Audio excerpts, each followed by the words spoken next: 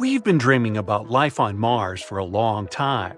Not only about growing potatoes there in the future, but also about all the potatoes that could have been there in the past. Has there ever been life on Mars? Recently, scientists have found something that could be evidence of that. Let's find out what happened. Mars is the fourth planet from the Sun. A human hasn't set foot on Mars yet, but robots have set their wheels. The first spacecraft that visited the Red Planet were NASA Viking landers.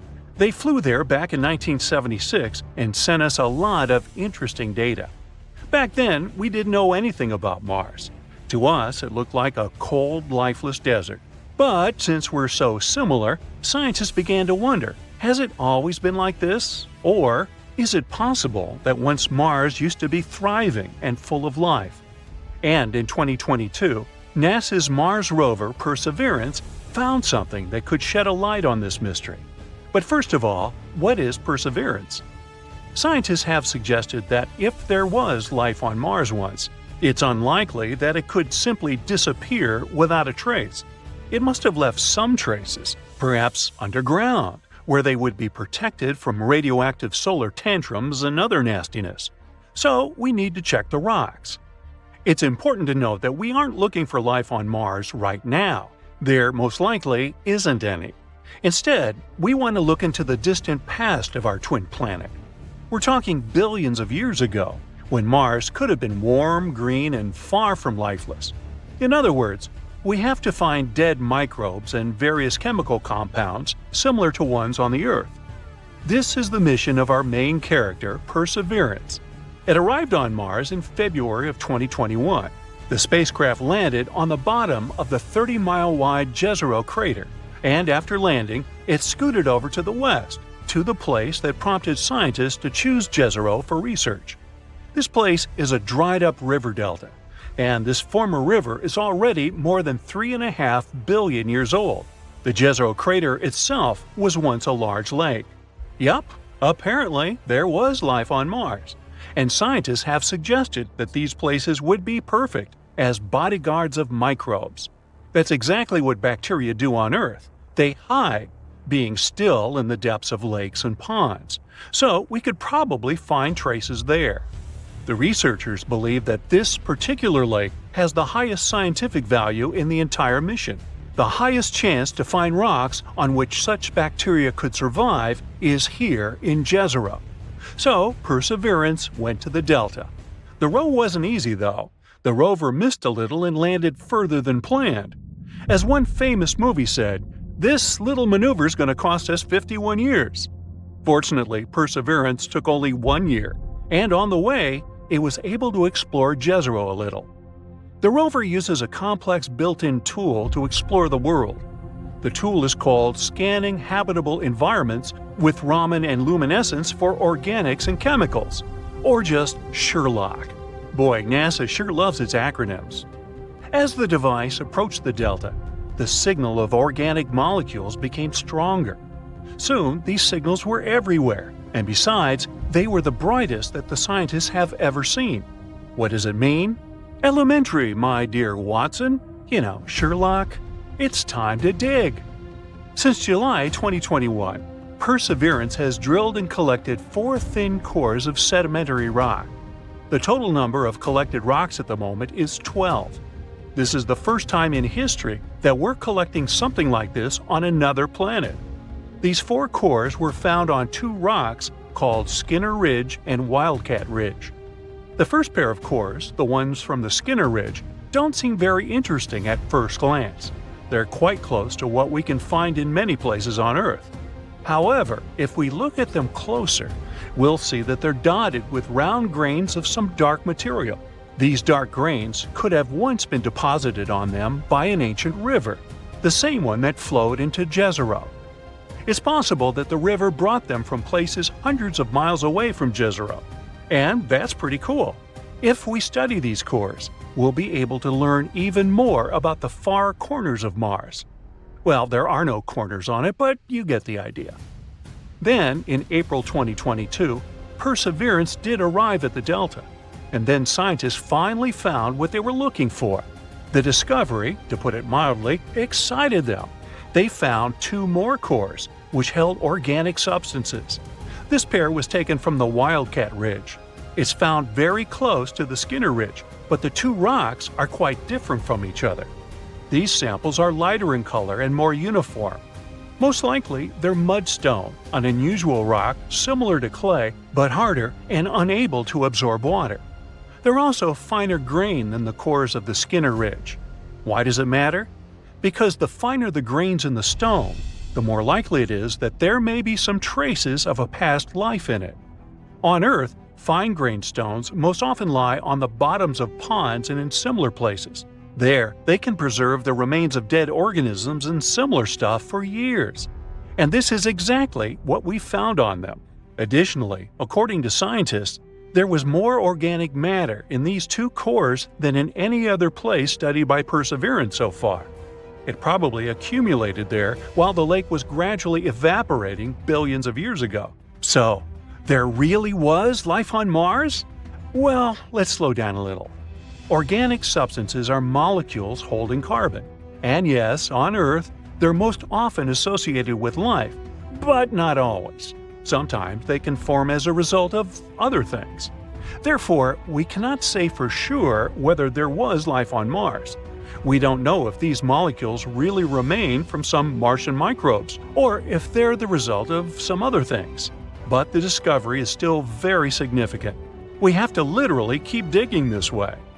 To learn more about this organic matter, scientists need to collect a couple more samples of fine-grained rock. It would also be great to study the material lying around these former reservoirs. Perseverance has already moved to another area, to a place with a beautiful name, Enchanted Lake. Now it needs to look for similar things there. It will also continue to study Lake Jezero. Eventually, Perseverance will climb to the top of the delta and then continue exploring ancient sites outside the crater. Sometime before the end of 2022, Perseverance will probably have 6 or more samples of the Martian cores. Unfortunately, its tools, though complex, are quite limited. This data alone won't be enough for us to get a complete picture. Therefore, NASA plans to send other spacecraft to Jezero in the coming years. Together with the European Space Agency, they're working on the next robotic mission, known as the Mars Sample Return. The name speaks for itself. These devices will arrive and take away all the test tubes from the old Prospector Perseverance. After that, these samples will be delivered to Earth, though not by Amazon Prime, and then scientists will be able to analyze them in advanced laboratories. However, all this will take a really long time. The launch of this mission is scheduled for 2027-2028, and the spacecrafts won't be able to return until 2033. But if everything goes well, it will be the first samples in history delivered to Earth from Mars. In other words, there's still enough space for research, literally. And yes, we don't yet know the true meaning of these finds. But that's why the entire mission was created, right? And who knows? Maybe in a few years we'll finally find out the truth about what happened on Mars billions of years ago. Ooh, check out the Martian! Made you look.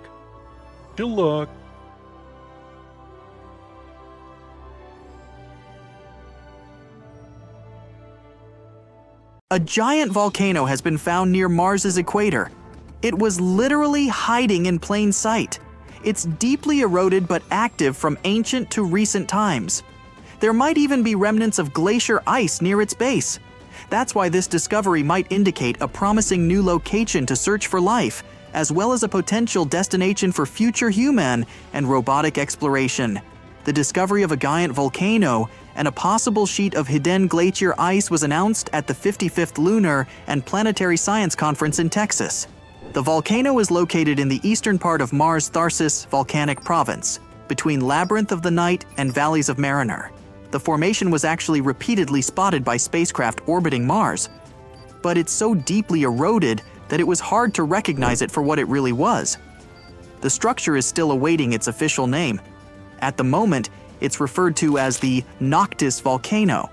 It reaches a height of 29,600 feet and spans an impressive 280 miles across. Such a giant size indicates that the volcano has been active for a very long time. In its southeastern part, there's a thin recent volcanic deposit, and beneath, glacier ice might still be present. Scientists were examining the geology of the area where they had spotted the remains of a glacier the year before when they realized they were inside a volcano. Several clues gave away the volcanic origin of the eroded structure. For example, the area of the central summit has a few elevated mesas forming an arc. It reaches the highest point and then slopes downhill from the summit. The outer slopes extend out to 140 miles in different directions. The remains of a collapsed volcanic crater that used to host a lava lake are located near the center of the structure. Lava flows and deposits made of volcanic ash, cinders, pumice, and rock fragments ejected during eruptions, as well as hydrated mineral deposits, appear in several spots within the structure. In addition to the volcano, a large area of volcanic deposits within the volcano's perimeter has been found, too. It covers an area of 1,930 square miles and contains loads of low, rounded, elongated, blister-like mounds. Such terrain is believed to be a field of rootless cones, mounds produced by explosive steam venting or steam swelling. It happens when a thick cover of hot volcanic materials happens to rest on a water or ice-rich surface. The Noctis volcano seems to have a long and complicated history of modifications. They might have occurred because of the combination of fracturing and thermal and glacial erosion. Researchers believe the volcano could be a vast shield made of layers of pyroclastic materials, lava, and ice. The latter might have appeared due to snow and glaciers accumulating on the volcano's flanks through time. Eventually, fractures and faults developed in the region, probably due to the uplift of the Tharsis region on which the volcano sits. Lava started to rise through various parts of the volcano. It led to thermal erosion and the removal of huge amounts of hidden ice. Entire sections of the volcano collapsed. Glaciers continued the erosion process, giving the numerous canyons crisscrossing the structure their peculiar shape. If this version is correct, then possible hidden sheets of glacier ice around the volcano might be the remains of the latest glaciation that impacted the Noctis volcano. And still, a lot about the newly discovered formation remains a mystery. It's obvious that it has been active for a long time and started to grow early in Mars's history, but it's unclear when exactly. Even though it erupted even in modern times, it's unknown if it's still volcanically active. Will it erupt again when people begin to colonize the Red Planet? And finally, if it has been active for a very long time, is it possible for the combination of constant warmth and water from ice to allow the site to harbor life?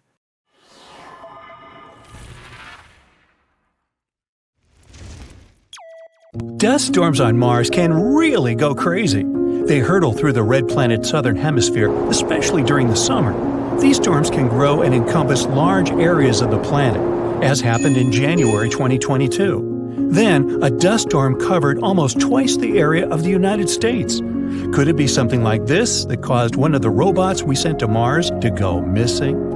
The atmosphere and climate are harsh on Mars. It's mostly a desert with strong winds and average temperatures of minus 81 degrees Fahrenheit. It drops down to minus 220 at the poles during the winter.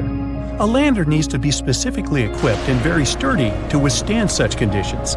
But researchers thought the Beagle 2 could handle the difficult trip to the Red Planet. June 3, 2003.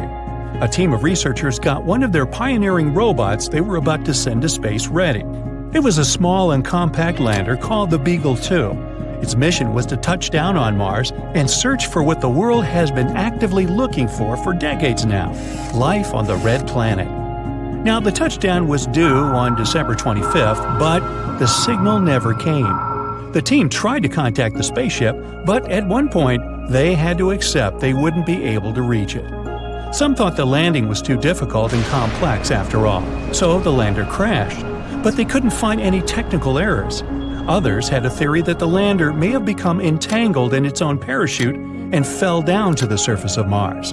Either way, the Beagle 2 was considered missing. until 2015, when NASA took pictures of what could be the remains of the lost lander. They weren't just smashed debris, the components actually looked to be intact. The lander's remains were lying with its solar panels partially deployed around 3 miles away from the site where it was supposed to land. Apparently, the Beagle 2 managed to land successfully, but its radio antenna got blocked. That's why researchers couldn't control it from Earth or communicate with it. But no one knows exactly why it happened. Have you heard of a face on Mars? In the 1970s, one of NASA's spaceships took the iconic images of the Martian surface that showed a face-like formation, as you can see in the upper part of the picture.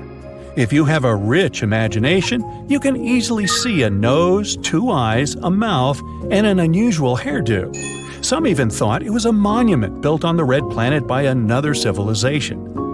How about some other unusual things people have found on Mars, like Happy Face Crater? You can easily see why it has this nickname. Or rocks in different shapes, a pancake, brachiosaurus, or a fish. Mars also has a waffle-shaped island on its surface. It's a 1.2-mile wide feature you can see in the area of lava flows. It might be the result of lava pushing this formation from below. It seems astronomers have also got some images of blue dunes. It's a sea of stunning dark dunes that strong winds sculpted into long lines.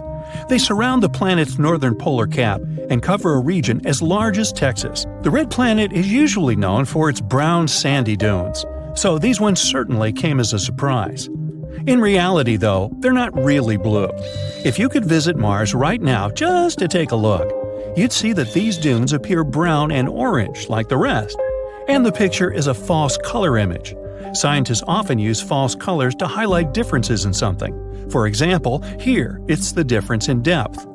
Also, the biggest valley on Mars is so large it could eat our Grand Canyon for breakfast. It's a fascinating system of canyons 2,500 miles long called Valles Marineris, and it's over 10 times as long as the Grand Canyon. Now, if you could stretch this Martian canyon, it would go from coast to coast of the entire United States. Since Mars doesn't have any active plate tectonics, no one knows for sure how this canyon formed.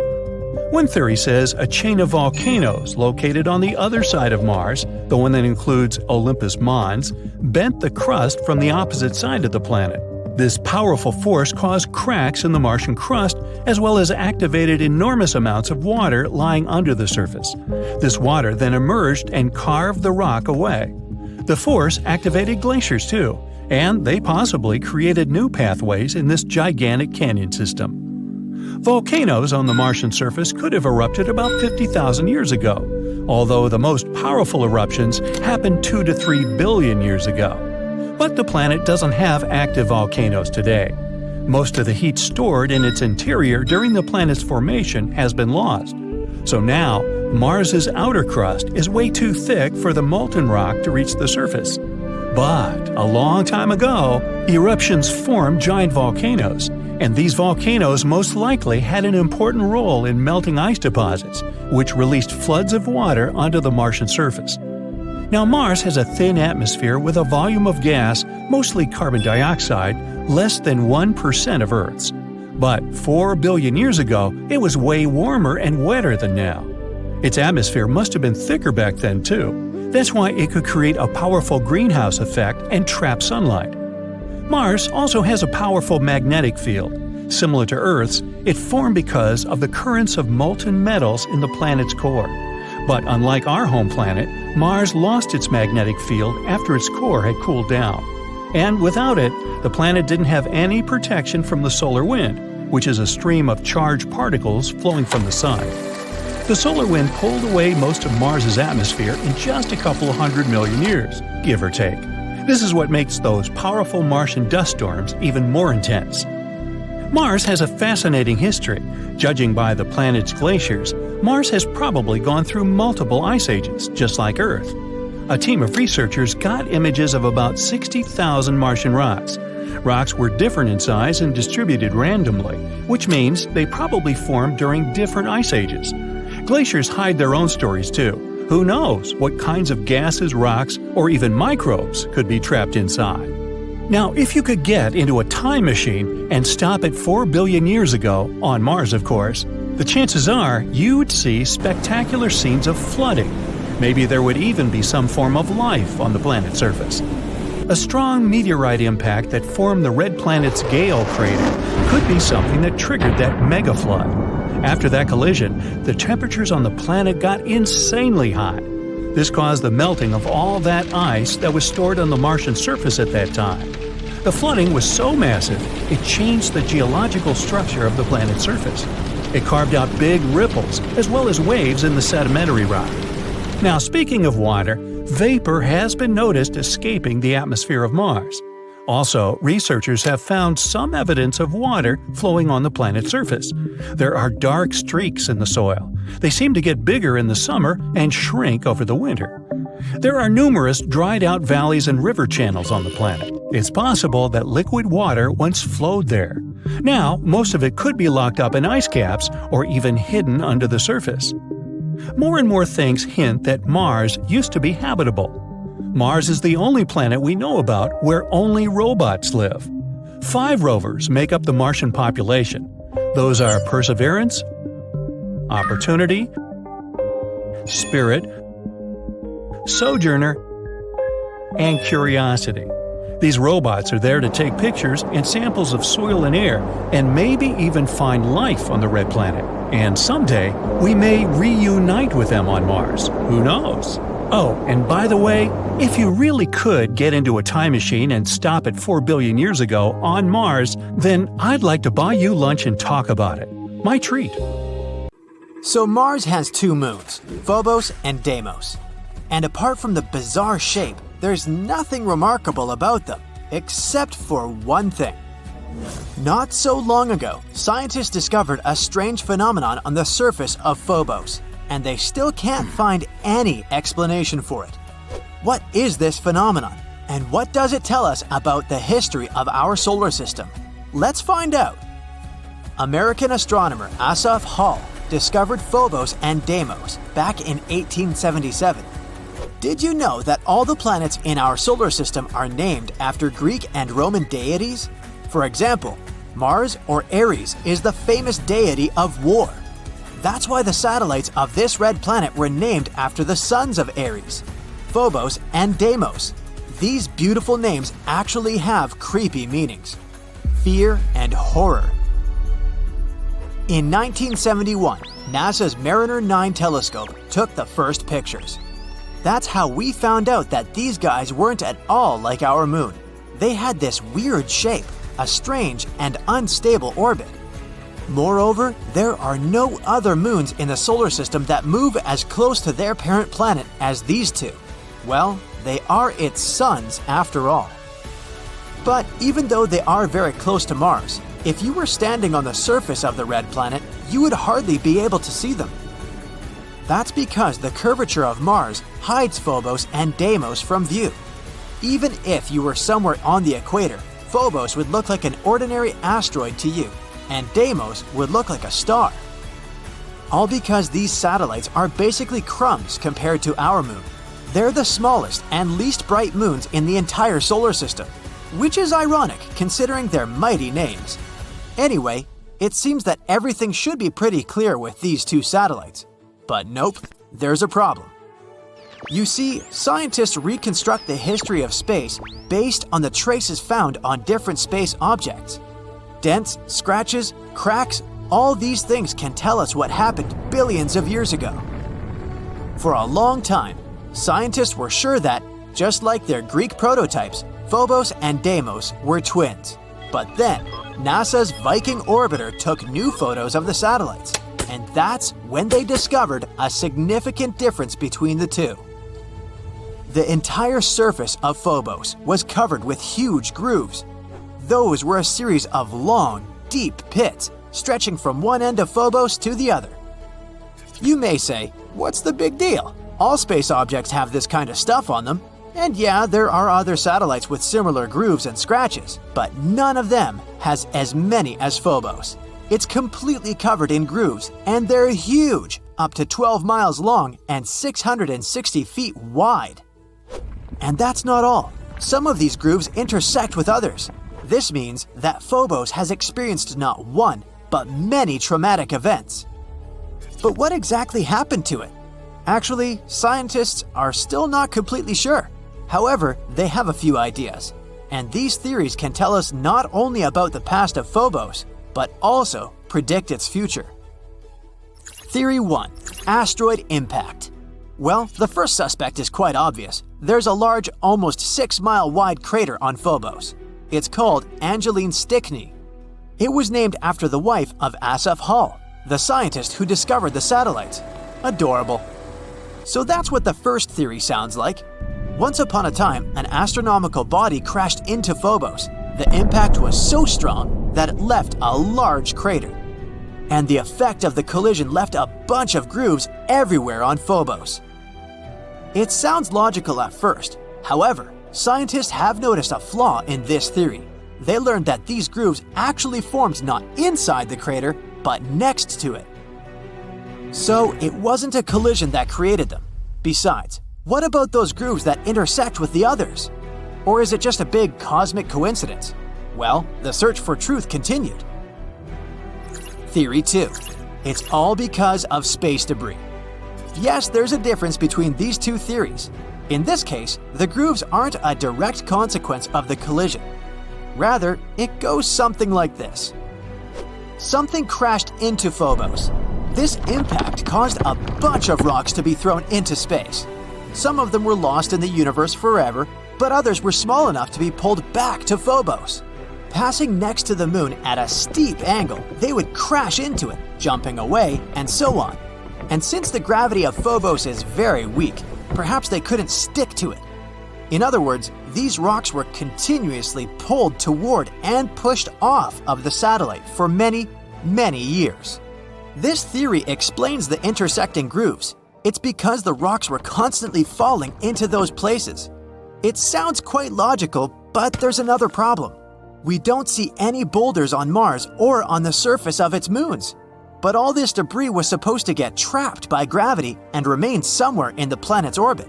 This, or simply become part of Phobos.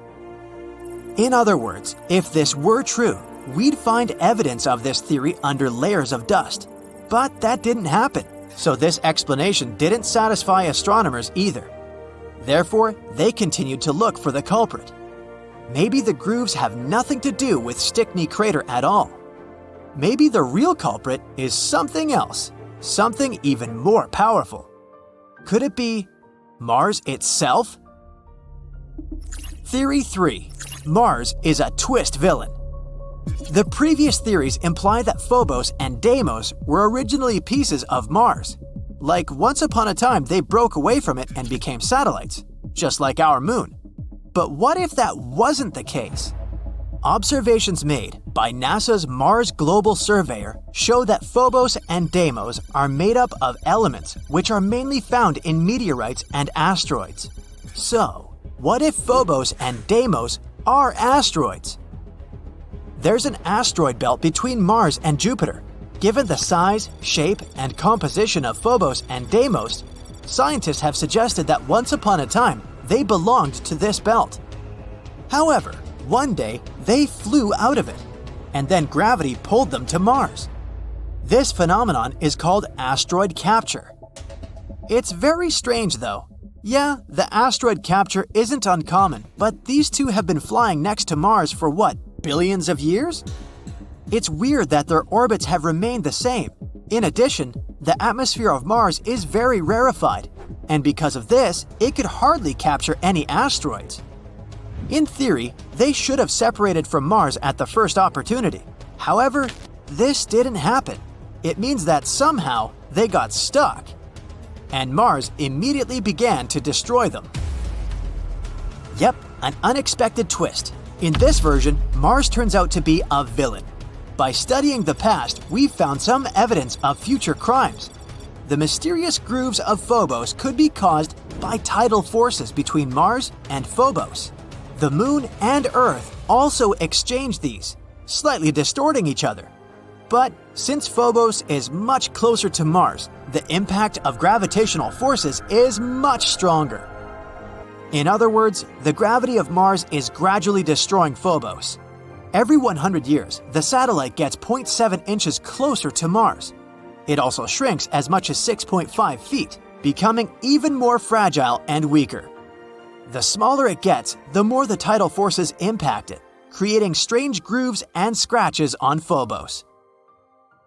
Yep, somewhere in 30 to 50 million years, Phobos will either collide with Mars or disintegrate and turn into a bunch of small rocks. And then Mars will also have rings, like Saturn and Neptune. That's why Phobos is called the doomed Martian moon. Anyway, these are all only theories, but the dramatic backstory of Phobos gives us an idea of how dynamic extraterrestrial objects can be. The more we learn about them, the more we discover about the secrets of the origin of not only Mars, but also other objects in our solar system.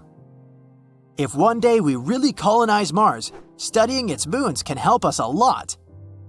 Let's hope that the upcoming MMX mission will reveal some of the most exciting secrets Mars's moons are hiding.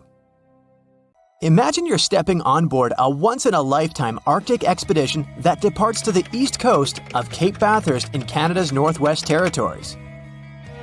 It's said that the location you're headed is unmatched on planet Earth.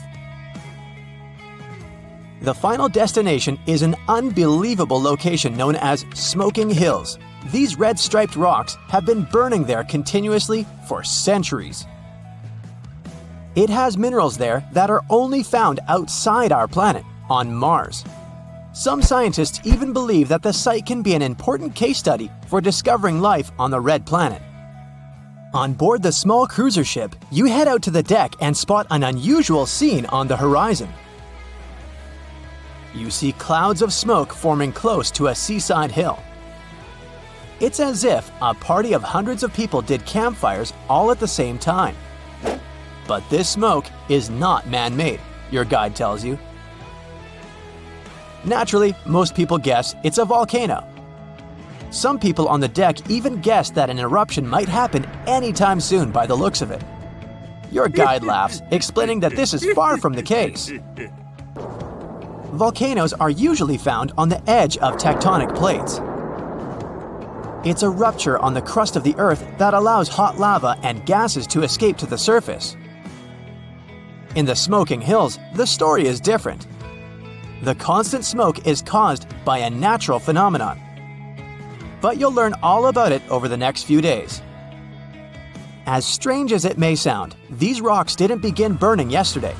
According to experts, the ground on Smoking Hills has been releasing clouds of smoke for at least a couple hundred years, non-stop. You heard it right. But experts are still unsure how long they've been burning. It could be thousands of years. Now, before you leave the ship, some instructions are in order. The expedition leader explains you're going to enter a high-risk place. So, we replace your regular hiking boots and clothes with a special suit and gas mask before stepping on site. The clouds of smoke you are now watching from a safe distance are composed of sulfuric acid. This chemical is highly toxic. You need to be careful while breathing its air. So remember to keep those masks on. Oh, and as tempting as it may look, don't touch anything with your bare hands. Legend says that the first crew to explore the Smoking Hills found it by mistake. And imagine, these people had none of the gear you're going to use. First written records on the Smoking Hills date back to the 1800s.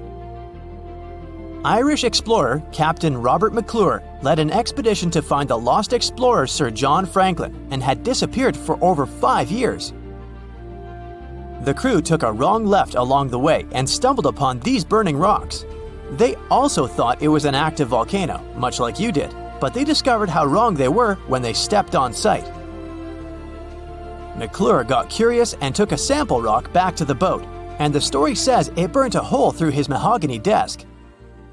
Remember this when you feel like taking a souvenir home with you. It might not burn a hole on your desk, but it sure will fly through your pocket or any container you try to use to take it.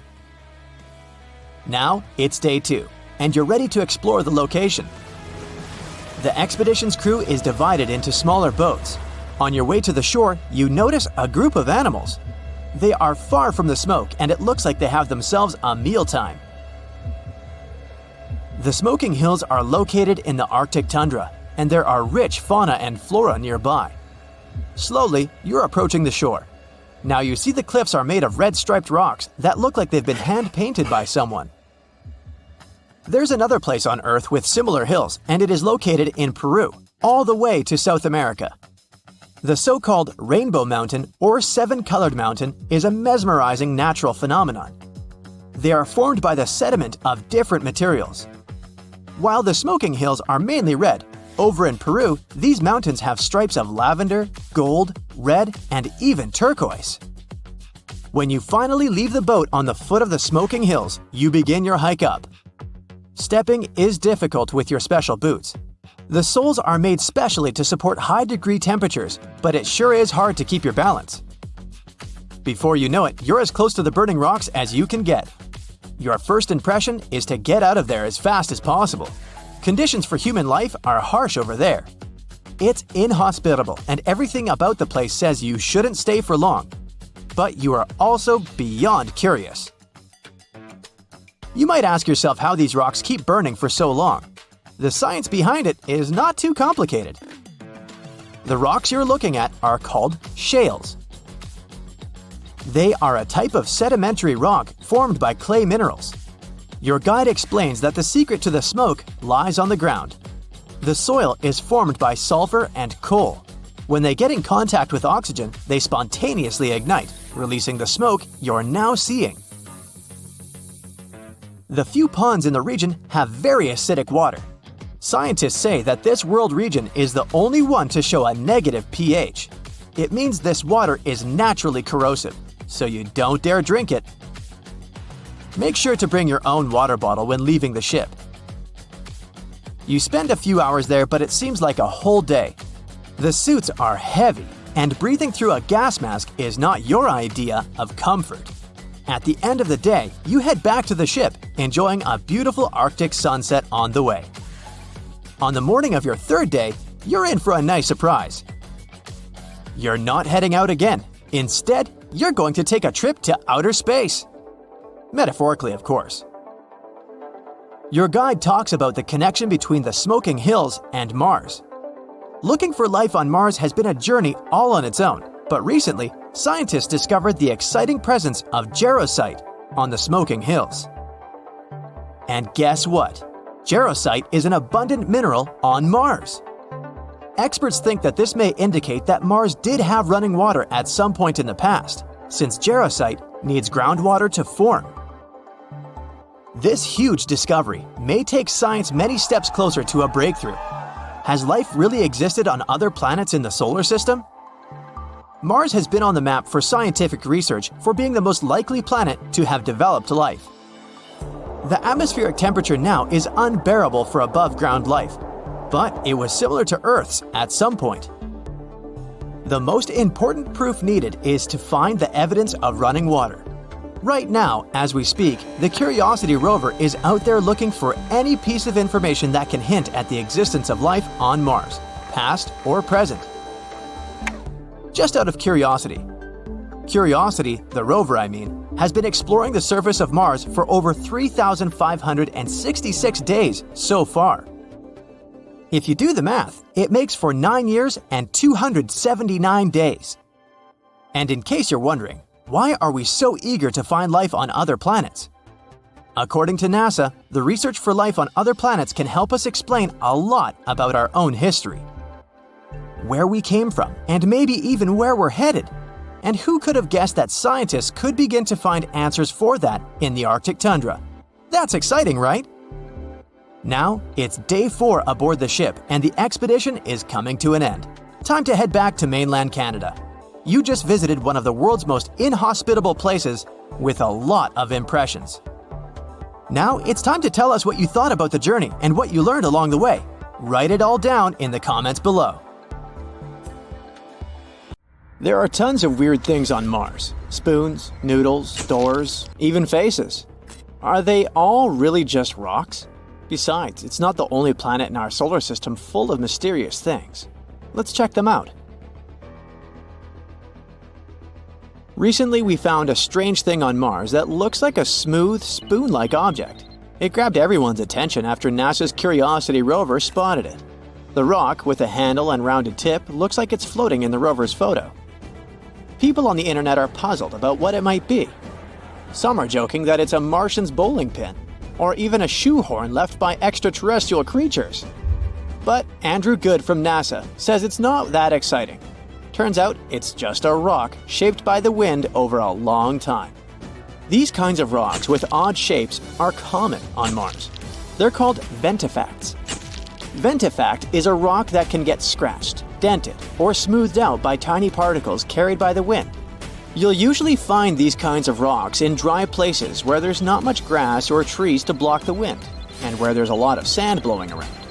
Sometimes, the wind can carve ventifacts into really cool shapes, like the mushroom rocks you can see in the White Desert National Park in Egypt. These rocks look like giant mushrooms because the wind wears away the bottom part faster than the top, making them stand tall and slim. Ventifacts aren't the only cool Martian rocks. Check out this series of surreal spikes protruding from the red surface. NASA's Curiosity rover stumbled upon them while exploring the Gale crater on Mars. They quickly caught everyone's attention. Twisting structures resembling spikes looked like some extraterrestrial doors. Even the SETI Institute, an organization focused on searching for extraterrestrial life, tweeted about the image, referring to it as a cool rock. But in reality, these are just hoodoos. These tall and thin spires occur when hard rock sits atop softer rock layers. Martian spikes are likely cemented fillings of ancient fractures in sedimentary rock, with softer material eroded away over time. Again, there are many hoodoos on Earth too. They're also called fairy chimneys or tent rocks. You can find them in places like Utah's Bryce Canyon and the Colorado Plateau. NASA is excited about these weird structures because they can help us learn more about the history of the Gale crater. There was also a rock that looked like a jelly donut. We called this rock Pinnacle Island. It was spotted by NASA's cameras. However, just 4 days earlier, it was nowhere to be seen. So how did it magically disappear? In a very anticlimactic way, it was kicked up by one of Opportunity's wheels as it traversed the Martian terrain. But there's still some mystery surrounding that jelly donut. Analysis revealed that Pinnacle Island contains unusually high levels of sulfur and manganese. Both of these things are water-soluble. In other words, there might have been some water action that created these elements in the rock. So this tiny thing suddenly caused a lot of drama, and an entire lawsuit against NASA. It claimed that the agency failed to investigate a possible fungus growing on Mars. Jelly donut fungus. But not all our findings are natural. Another puzzling discovery was this thing the Perseverance rover spotted. It's something that looks like tangled spaghetti or string. Just like the donut, this mysterious object showed up in a rover camera image and then vanished from the sandy ground in several days. It turns out that it could be debris from the rover's landing system. Perseverance landed in the Jezero crater in February 2021. It had a rough landing and accidentally scattered debris around. Some of these debris pieces have been showing up in the rover's images for a while now. The string-like object is likely a piece of shredded Dacron netting, which is a type of fiber used in thermal blankets. These blankets help regulate equipment temperatures during the super hot process of landing on Mars. It probably underwent significant unraveling and shredding due to strong forces during the landing. Thermal blankets lost a bunch of stuff back then. For example, this shiny foil piece spotted in June. The rover found it on a rock. What's remarkable is how far some of the debris has traveled. The rover landed about 1.2 miles away from where it's currently exploring. It's probably because the crash threw the debris into the air, and the Martian winds carried it over such a distance. Mars is known for its strong winds, which can move lightweight objects.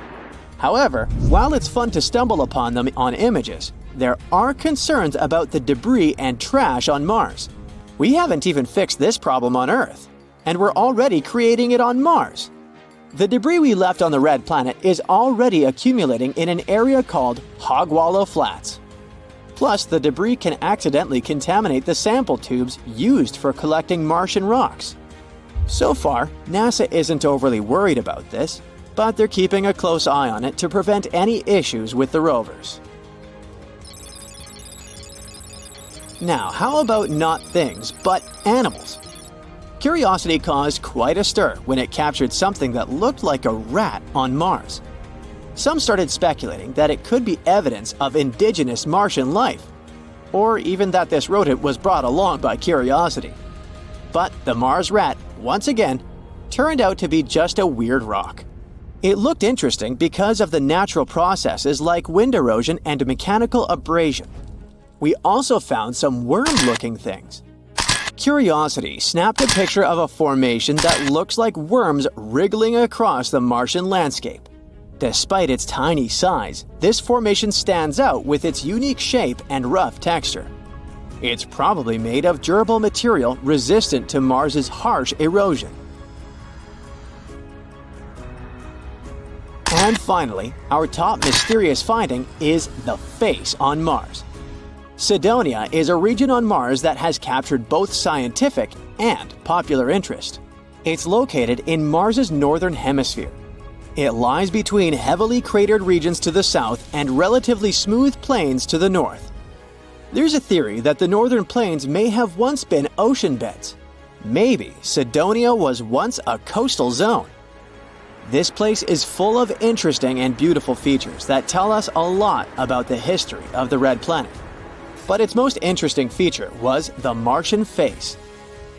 This thing gained widespread attention when it was snapped by the Viking 1 orbiter in 1976. Some believed that it was evidence of a long-lost Martian civilization. At first, NASA dismissed it as a trick of light and shadow. But after some analysis, it turned out to be, yep, another rock. We also saw a face of a bear. It was captured by the high-resolution imaging experiment camera. In an image, we can see a circular fracture pattern that looks like a bear's head, with two craters forming the eyes and a V-shaped collapse structure like the nose. The head likely formed because something heavy settled on top of an old hole in the ground. This hole was filled with either lava or mud. The nose-like feature is speculated to be a volcanic or mud vent. But why do we keep seeing these strange things on Mars? Sometimes our brains can trick us into seeing things like faces or objects in rocks and other things. But these are just illusions called pareidolia. Pareidolia is a psychological phenomenon that makes us see familiar patterns or shapes, especially faces, where none actually exist. It's because the brain encounters something it doesn't recognize or understand right away. It tries to find things that look the most like this one. So it sees random patterns, textures, or sounds as something meaningful and recognizable. That's why a chair and clothes on it seems like a super creepy human-like figure at night. It also causes you to see faces or shapes in clouds, or hear recognizable sounds and even words in random noise. It's a fascinating proof of the power of our perception, but we also should be careful with it and not let our imagination run wild. What a nice cosmic family. Meet Mars. I bet you've met him before. These two little guys are Phobos and Deimos, Mars's small moons. But it seems like Mars isn't treating the little ones the right way. Phobos and Deimos are believed to be captured asteroids. However, Phobos is gradually moving closer to Mars due to gravity, and it is predicted that it will eventually be destroyed by the planet's gravity within the next 35 million years. I won't be around then. So, I imagine this will result in a ring of debris around Mars, similar to Saturn's rings. However, this process is a natural phenomenon and not an act of destruction by Mars. Apparently, Phobos is getting ripped apart by the crazy gravitational forces of the red planet. But wait, there's more! Phobos has these crazy parallel grooves all over its surface. We used to think that they were from an asteroid crash, but now scientists think they're actually from Mars's intense gravity pulling the moon apart. Talk about a rough ride. Scientists have this wild idea that when a little guy, like Phobos, gets too close to a big guy, like Mars, it starts to stretch out towards it. They call it the tidal force. Phobos is predicted to get stretched out so much that it'll actually break apart. Crazy, right? And the debris from the moon will form a tiny ring around Mars, just like Saturn's rings. Now, some people thought that Phobos' tiger stripes were caused by tidal forces before, but that theory got shut down because the moon is just too darn fluffy. But now, these genius researchers ran some computer simulations and found out that maybe there's a hard shell underneath all that fluff that could create grooves on the surface. But don't worry. At the rate Phobos is going, it's going to crash into Mars in about 40 million years. But if tidal forces are already tearing it apart, it might not even last that long. However, we'll still have the chance to learn more about Phobos. NASA just picked 10 rockstar researchers from all over the U.S. to join the science working team for JAXA's Martian Moons Exploration, or just MMX mission. As NASA-supported participating scientists, they'll be helping JAXA explore the 2 Martian moons, Phobos and Deimos. And get this, they're even planning to land on Phobos and grab a surface sample. The mission is set to launch in 2024, and we'll get our hands on that sample in 2029. 7 of the lucky researchers will be using the MMX flight instruments to conduct their research. Phobos is a real oddball. It's only 17 miles wide and orbits Mars at a distance of 3,728 miles, to be precise. Now that's way closer than Earth's moon, which takes a whole 27 days to orbit us. But Phobos is in a death spiral toward Mars and is slowly falling towards the planet's surface at a rate of 6 feet every 100 years. But there must be a reason why Mars is acting that nastily, right? What if it's all just because of plain vengeance? Well, okay, picture this. Mars is minding its own business, being all hot and watery like a young Earth. It's got a sweet magnetic field that's protecting it from cosmic radiation and keeping its atmosphere nice and thick. Hey, life is good. But then, at least 20 asteroids, each the size of a small country, come crashing down on Mars like a giant game of cosmic whack-a-mole. One of them even leaves a crater that's almost 2,000 miles wide. Now imagine how Mars must feel with 2 asteroids being its moons after what other asteroids did to the red planet. All these impacts are like a massive punch to Mars's gut, and its already weak magnetic field is knocked out cold. The core gets all overheated and can't circulate properly, which means no more magnetic field to protect the planet. It's like as if you were wearing nothing at the depth of the Mariana Trench. If it were possible, you'd be defenseless and chilly. It's basically what happened to Mars. So now, poor Mars is out there in the cold, unprotected from all those nasty cosmic rays. It's like going outside without sunscreen, not a good idea. But at least we can learn from Mars's mistakes and make sure Earth doesn't have the same fate. Maybe we should start investing in some asteroid insurance. But trust me, the red planet isn't mean at all. It's actually pretty friendly. While Mars may seem to be pretty tough for Phobos, there's something that might be thriving with Mars's help. So get this, a team of scientists found a way to grow rice on Mars. Yep, you heard me right. They used MMS, not the outdated way to send pictures, but a special soil called Mojave Mars Simulant. It's supposed to mimic Martian soil. And here's the catch, Martian soil has these nasty percolate salts that can be toxic for plants. So the team grew 3 types of rice, 1 normal and 2 gene-edited with mutations that make them better at handling stress like drought or salinity. And guess what? The mutant strains were able to root in soil with 1 gram of percolate per kilometer. Take that, Martian soil. But hold up. The rice grown in the MMS didn't turn out as great as the ones grown in regular potting soil. So the team decided to mix a quarter of the potting soil with the Martian simulant, and looky there, the plants started developing better. Now these scientists aren't just thinking about feeding Martians, they also want to see if their findings can help grow crops in places on Earth with high salinity. And get this, the whole project started when 2 researchers met for coffee and decided to try growing plants together. Well, isn't that nice? I suspect you're about to say, hey, but if you want to grow rice on Mars, you have to ship insane amounts of water from Earth, and it's not easy to quench this plant's thirst. You're right. You need about 449 gallons of water to only grow a pound of rice. But guess what? Scientists made a groundbreaking announcement at the Lunar and Planetary Science Conference in Texas. They found a relic glacier near Mars's equator. That's right, water ice on Mars, even near the equator. This is huge news, and could mean there's even more ice just below the surface. It's not just any glacier, it's a relic glacier that's estimated to be 3.5 miles long and up to 2.5 miles wide. It's like the size of a small town. It's got all the features of a glacier, including crevasse fields and moraine bands. But get this, it's not actually ice. It's a salt deposit that formed on top of the glacier while preserving its shape. So, how did this salt deposit form? Well, it turns out that volcanic materials blanketing the region might have something to do with it.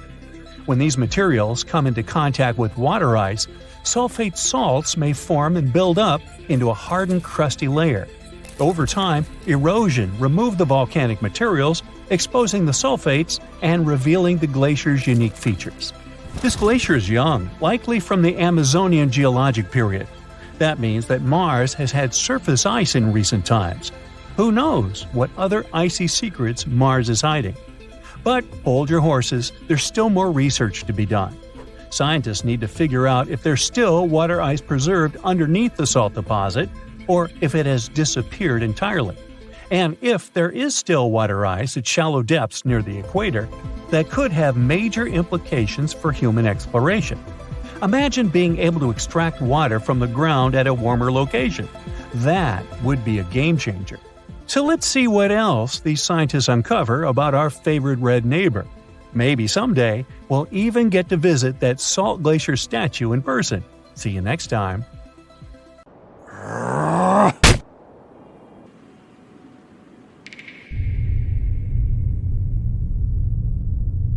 How many people do we need to create a new civilization?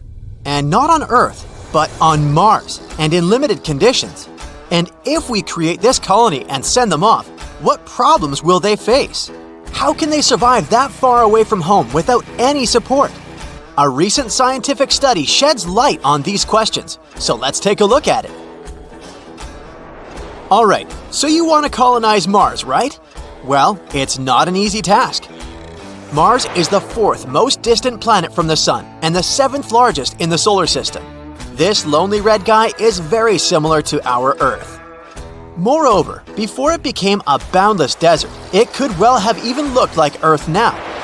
Millions of years ago, there was water, oceans, plants, and who knows, maybe even life. It would be nice to put all these cool things back there. No wonder we've been talking about colonization of this planet for a very long time. Now, SpaceX claims that their proposed interplanetary spacecraft could deliver 100 people to Mars. The owner of the company, billionaire Elon Musk, talked about creating a fleet that could provide a constant flow of resources to Mars. But how realistic are all these fantasies? Actually, not very much. Before sending people to Mars, we need to solve a number of issues. For example, the incredible radiation exposure, toxic soil, low gravity, low temperatures, and all sorts of other nasty things. And this is just the beginning.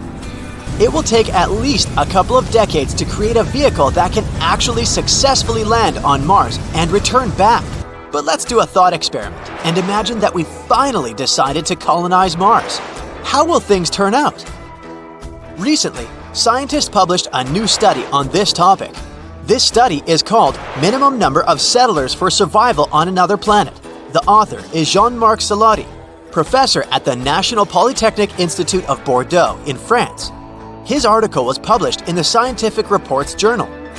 As you might have guessed, the study was trying to find out how we could colonize another planet. How many resources do we need? How should this colony live? What kind of work should they do? And how long will it take? And, of course, exactly how many people do we need for all of this? Let's try to answer that. Now, imagine that we've moved into a wonderful future. Well, Not really, a terrible future actually. In his study, Solati suggested that life on Earth was threatened by some catastrophic event, so the only way for humanity to survive is to go to Mars or some other planet. In this imaginary scenario, unfortunately, the supply delivery from Earth was interrupted, or even gone. Now, the colony has to support itself somehow. Well, here's where we already stumble upon a bunch of problems. For example, we're not sure how well the people in the colony will work together. Will they communicate with each other like normal human beings? Will they share their time and resources as they should? Humans are constantly ruining things for other humans. I can even bet that it was their fault we had to flee to Mars. But even if we forget about that, how about organizational issues? What equipment do we have? What will we use to extract resources? What skills would we need? You know what? Who cares? In our case, these things don't matter. All that we know is that the colony doesn't have a lot of initial resources and equipment, and the human factor is absolutely unpredictable. So the chances of survival are pretty low, but we need to survive somehow. In this case, Solati describes two things that will have a huge impact on our survival.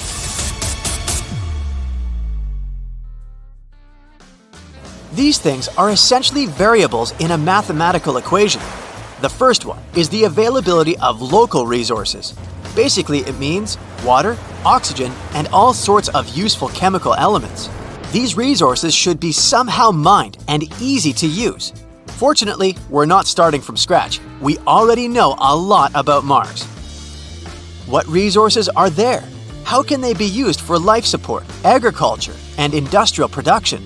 The colony is lucky because all this has been studied at various seminars and published in reports and books over the past years. Thanks to this, we know what will be available to our colony. For example, we know that gases could be extracted from the atmosphere and minerals from the soil. On Mars, we could provide such things as iron, glass, and even organic compounds. The most important problem here is the service life of the equipment that our new Martians start with. They'll have to get as many materials as possible before the tools break. Keeping them in good condition will be almost the most important task. The second thing is the production capacity, or the speed of work.